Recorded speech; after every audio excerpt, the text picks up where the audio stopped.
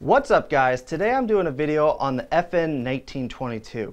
I've wanted one of these for a while. A lot of people don't realize that this design was actually in World War II when the Germans actually occupied countries. They would keep producing the firearms they were making, and they continued making these. You'll actually see them with the German Eagle, and they were usually issued to the Luftwaffe.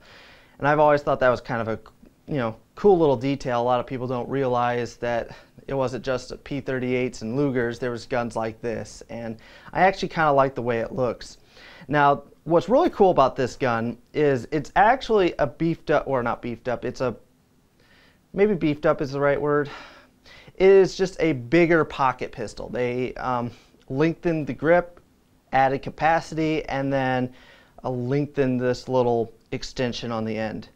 Now, I actually do like the extension because it's so easy to get onto and take this thing apart. Because to take this thing apart, you have to use this extension, and you have to take off this bushing. I guess I'll show you that really quick. You pull on this little piece right here, and you churn it. See how it churns? And when it comes out, you have your bushing and your little retention pin, whatever you want to call it. Then you pull the slide back, lock it into the slide on the safety. So the safety locks into the slide. You turn the barrel,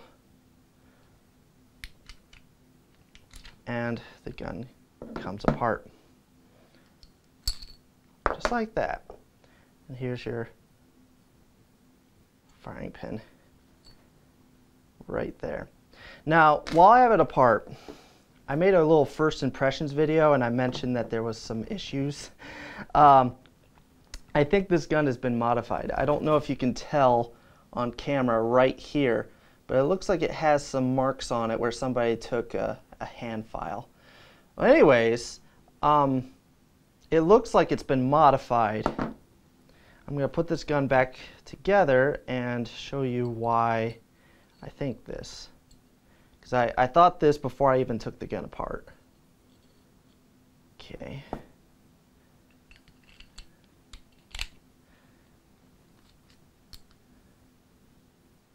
I'm stupid. Oh man. Alright, I'm getting ahead of myself. So you put your firing pin and spring in there, and then you have to forget this very important part called the barrel.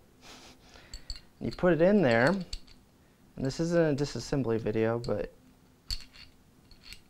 you put it in there, and then there's this little notch. I'm so smart. There's this little notch that these lugs turn on. And basically, on this gun, it's a blowback action, and the lugs are right here on the frame, and it locks in like that. It doesn't move. So,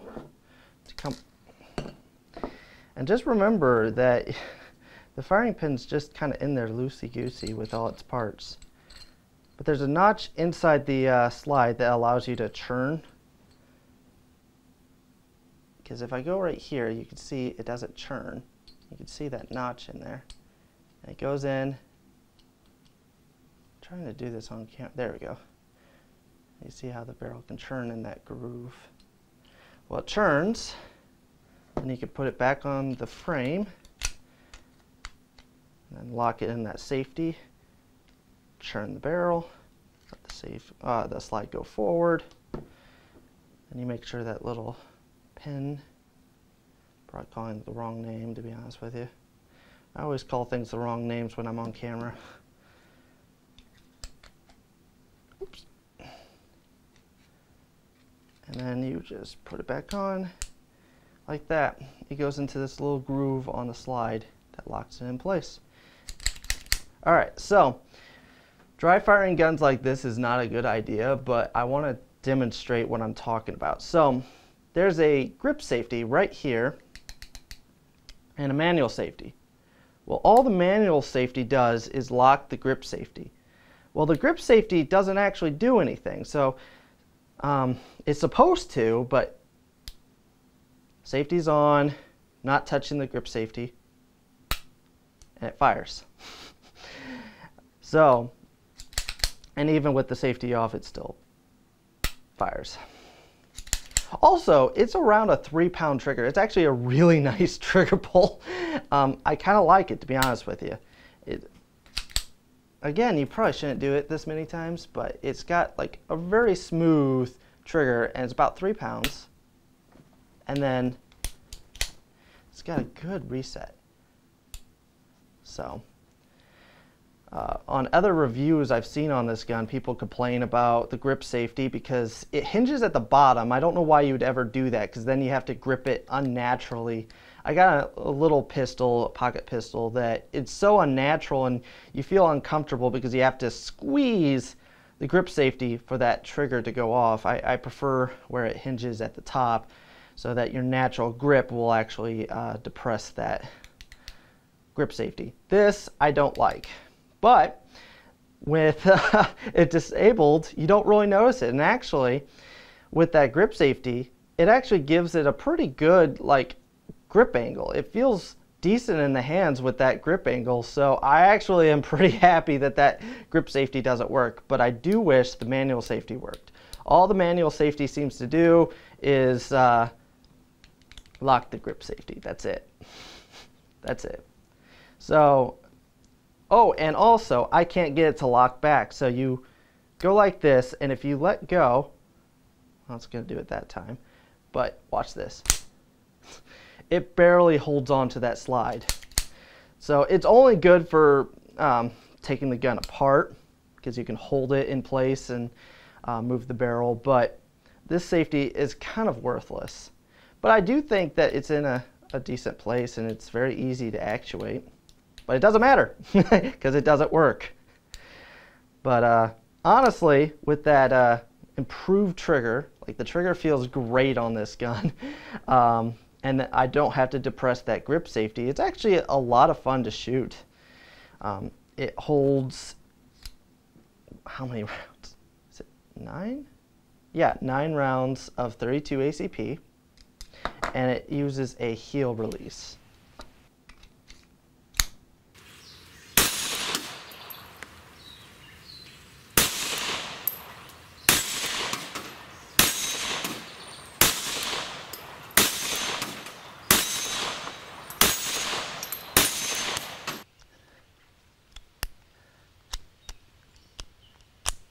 All right, let's see if I can do this any better this time.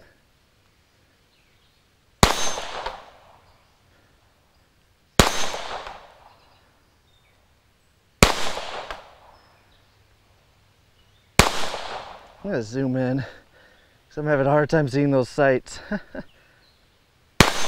Much easier.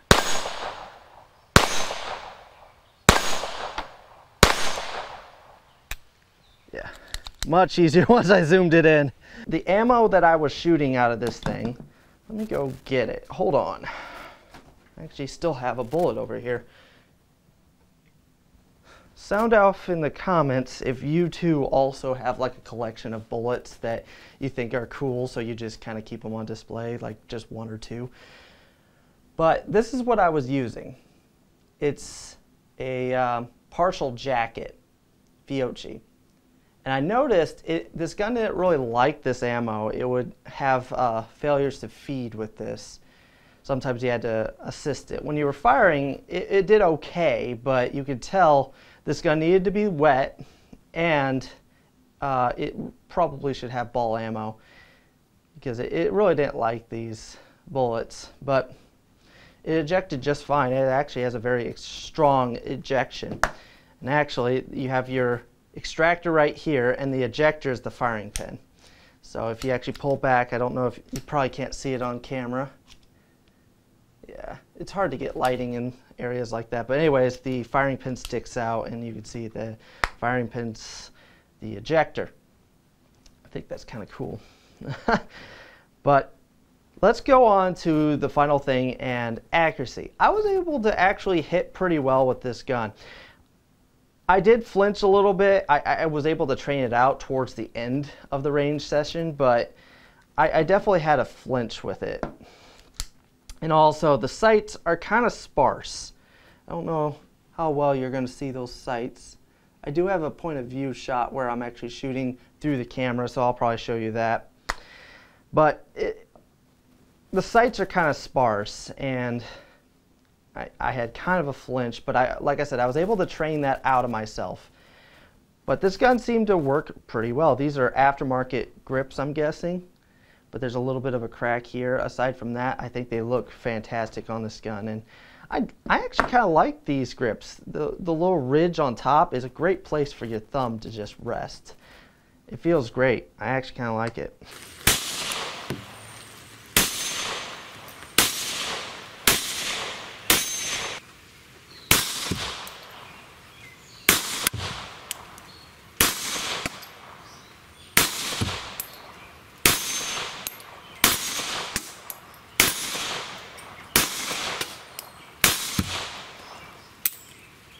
All right.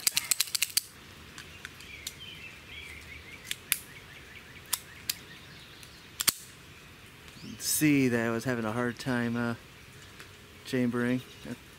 There we go. Please stay on it, camera.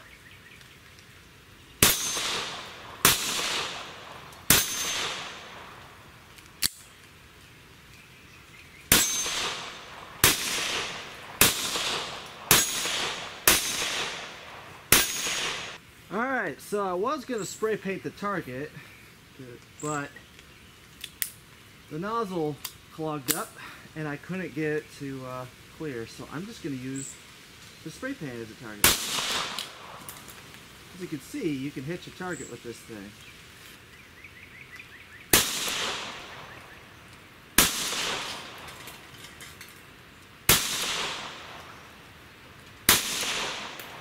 None of the parts seem to match. The numbers are different throughout the gun, so I think this is just a parted together gun that somebody modified to have a more pleasant trigger without that horrible grip safety. And honestly, I'm happy with that. I like how this gun shoots and how it feels.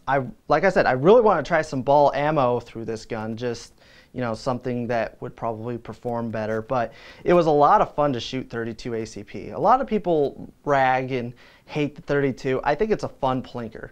So anyways, hope you guys enjoyed this video. Stay tuned. I got some other videos that I'm going to be doing soon, and I'd like to know what you think of this template where I have a close-up of the gun and I don't have to show my face.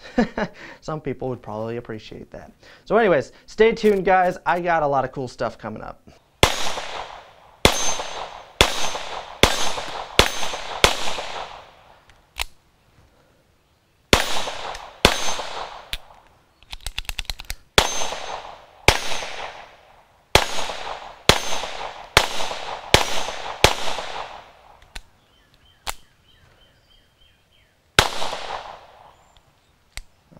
I can't count. There we go.